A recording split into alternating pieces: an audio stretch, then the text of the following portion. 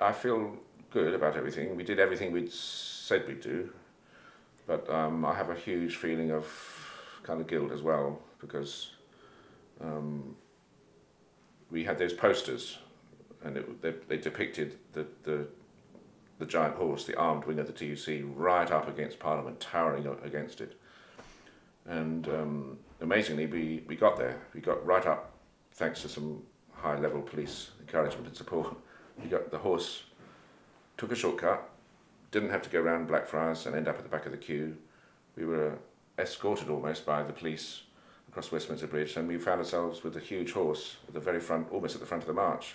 Massive, massive feeling of energy, excitement, elation, whistles. I mean, just such a a feeling of togetherness as we connected with the main march, and we connected just where the FBU and the RMT and the GMB were, were taking up the calls and the whistles and stuff. So my huge regret is that we didn't think.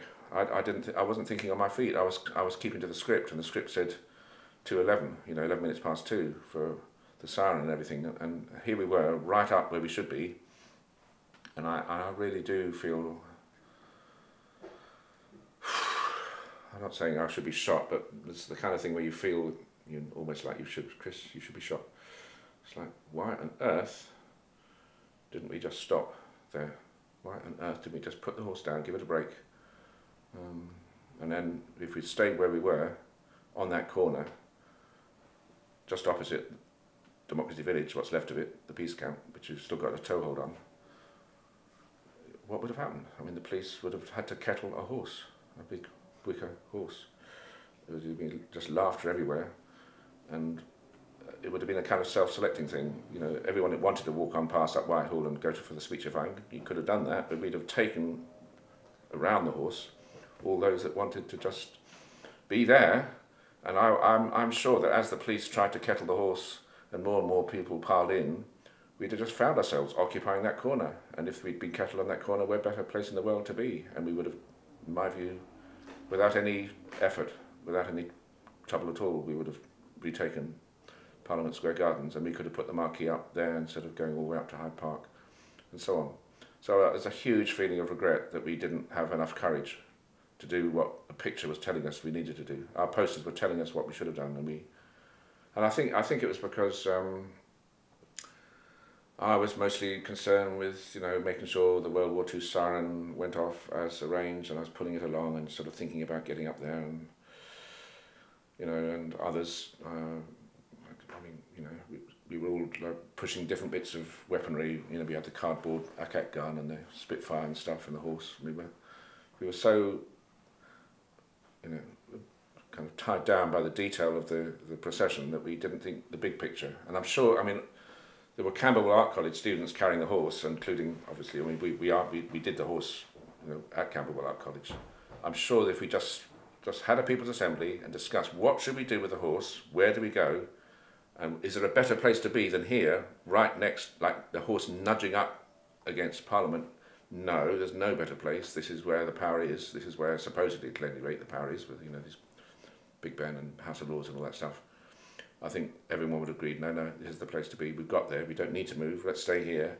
And of course, if we had done that, the horse and the action in taking over Parliament Square, would have been overwhelmingly the dominant image for the whole event, splashed across the newspapers across the world. Instead of which, the horse kind of just galloped off on its own after a while under student power, and ended up, in Oxford Circus, immolating itself. It's kind of nice in some ways that it decided to immolate itself, but compared with being with the working class, the organised working class, the TUC, the trade unions, being, Fortnum and Masons. I don't. It was okay, but I don't particularly shop in Fortnum and Masons, and I suppose for people who do, the idea of going in there and making a little point made some sense. There's a really complicated argument about tax avoidance that some people may be able to follow, but I must say, for me, it's about our class and taking the power, and in a way we could have done it, and I don't think we did, and I blame myself. Oh dear. But I suppose it's learning, isn't it? I mean, you know... There'll be a next time, but then as my friends have said, Chris, what do you mean there'll be a next time? You mean there'll be a next time with a giant Trojan horse at the moment of the Arab Revolution breaking out, with this huge, you know, like 500,000 like, organised trade unionists right behind us, ready to go. You don't get a next time. It's not going to be a next time. There'll be other opportunities to do stuff, but that situation, I feel guilty that I messed up there. We won't get a second chance on that one. I mean, it doesn't mean the revolution's, you know, we've missed our chance. There'll be other chances to, and I feel very good about everything, you know, but it's just we could have got the revolution over, or given it a much quicker, more powerful kickstart, if only I'd not been half asleep. And I remember the conversation when you were there, actually. I remember you thinking, what should we do? You did weigh it up in your mind. You had a little conversation, what should we do? Yeah. And given that we even had a conversation about it, why on earth did I tip towards, let's go on towards Trafalgar Square? Why? I can't work it out. I don't know what was in my mind. I mean, why didn't we have a proper People's Assembly and properly sit down and discuss it with everybody? Why did I mean, what happened was that the police started kettling the horse. You know, they were all, as soon as the horse did stop, a line of police around it. I mean, that was brilliant. Wonderful. Why couldn't we get more and more police kettling the horse? I mean, the more the better. What are you going to do? Carry the horse off? I mean, the hilarity of it all. The police arresting a horse. You know, I mean, it would have been fantastic to just let the police do that. So I can't understand myself. All I can say is that you can have a plan and then get hooked onto it. The plan can be ossified and sort of take over. The plan's brilliant. It was a wonderful plan, you know, to go all the way up to Hyde Park and set up a constituent assembly up there. And we did it. We did everything we said we'd do. But it's just that, in a way, the picture, the posters were more ambitious than the plan, and as it turns out, more correct. But for some reason, when we embodied the picture, when we lived the picture, we didn't recognise ourselves. We didn't notice how much power we'd got at that moment. I didn't quite feel. I mean, it felt powerful, but of course, we could have taken the power. We could have. I mean, if we'd taken back, you know, that public space, which we should have anyway, by the way, Parliament Square. I mean, it should be public. We should be allowed to assemble there. That, you know, it was taken from us, as you know, by Boris Johnson. I mean, we had it from May Day onwards for nearly 3 months, and it was, you know, taken. The police, by the way, were very good. They didn't act. They refused to do what Boris Johnson wanted. He had to get his own private goons, bailiffs in. But if we'd retaken that square, that would have been the revolution. That would have been the start of it, and we'd still have it. I think we'd still have it now. So the royal wedding would have been well and truly shafted at that particular spot. You know. So. But you've still got plans for the royal wedding. We've got plans, but I mean, yeah, they're not so powerful, but they'll be very powerful. So. But I know that they're not moving on the rest of the Democracy Village till. No, we're still there. We're still there. We will still be there. You know, we've got our lovely box, Maria's box, honour our troops, bring them home. We've got our tents along the pavement. So we'll be there as the wedding ceremony is held. We've got a toehold there.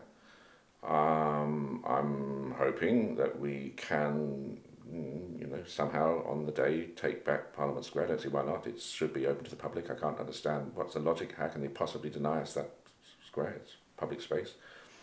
So, yeah, that we'll be there. But yeah, just a lot of regret that we haven't got a massive presence with all kinds of tents, you know, tea-making facilities, toilets, all the sort of infrastructure for a real presence of the armed wing of the TUC on Parliament Square Gardens, which we could have had if I hadn't made that mistake, or we hadn't made that mistake. I mean, I don't want to blame myself too much, but maybe, you know. Maybe, I think it's difficult, isn't it? Because I remember you having that little conversation there when you were out there, outside there. But I mean, when you're talking about street theatre, you know, you've got, you know, set directions as well, and your whole 10 past. Yeah, well, we did that, and I loved it. But then at 10 past 2, that's when I thought, well, nothing really happened at that point, did it? I mean, what were you expecting to happen at that point? Well, I mean, a lot did happen. I mean, afterwards, well, I think everything happened from then on. a lovely story from my daughter. She and her husband were coming up embankment. They were more or less at the back, and they were under one of those bridges, and they heard this massive siren sound, and it was voices. It was the whole march, and it was coming like a Mexican wave of sound. And Olivia looked at her watch, and it was 18 minutes past 2, and she just said, "Oh, that's Dad's siren. It's been taken up by the voices." And you can. It's like, how many is it? There was okay, that's 7 minutes. It takes 7 minutes for it to pass down the whole march with a Mexican wave. She said she had goose pimples down her neck to feel that. So that was lovely. And at 11 minutes past 2, we were getting the marquee up in Hyde Park, and the actions along Oxford Street were beginning to take off. And we were doing, we were, as I put it, cosmetically rearranging the frontage of some of these criminal outfits, these various banks. So things were happening, but I agree, to do it from Trafalgar Square, where it's just basically tourists, wasn't the most powerful place to be doing all that stuff. And it wasn't necessarily planned, but that's where we were at 11 minutes past 2. So we thought it needed to look fairly good, and the horse kind of turned itself round, and there we are between the two lines. But obviously, being right next to that big clock, down the road would have been more powerful, much more powerful. Yeah, you can't. I suppose you would have had to stay there for an hour or so, wouldn't you? We only had to stay there for an hour, and we would have taken, in my view, had we stayed there for an hour, we would have almost spontaneously, because the police weren't, they were in a good mood really. There weren't any horses, there weren't any mounted police, there were not like solid lines of riot cops and vans and stuff just there. And the police had been I have to say, they were wonderful up to that point. They were really helpful and smiling, and as they always are with us. Actually, they always, the police have got a sense of humour. They've got their own grievances, and mostly I find it's as if they're members of the police federation. Some of them are, some of them aren't. But I mean, they're almost like a trade union in many ways. Not a proper trade union, but it's like they're getting there, and they've got their own grievances, and they have a huge amount of good-humoured sense of identification with some of the things we do. So I think we could have easily liberated Parliament Square Gardens without any trouble, without any ruck with the police, with a minimal ruck. I mean, a certain amount of rugby as usual in those things.